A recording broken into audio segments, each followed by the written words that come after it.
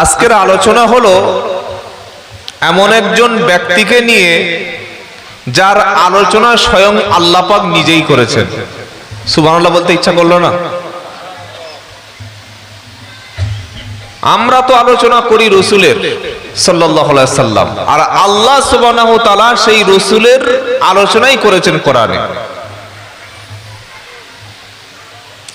আল্লাহ হলেন রব্বুল আলামিন, রসুল হলেন রহমাতাল লিল আলামিন।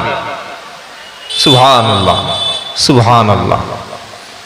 আমরা অনেকে মনে করি যে রসুল শুধু মুসলমানদের রসুল, শুধু ইসলামের জন্য রসুল, কিন্তু না, আল্লাহর রসুল পাক সাল্লাল্লাহু আলাইহি সাল্লাম তিনি শুধুমাত্র মুসলমানদের নেতা নন, মুসলমানদের নবী নন, তিনি শুধু মদিনার নবী নন, সৌদির নবী নন।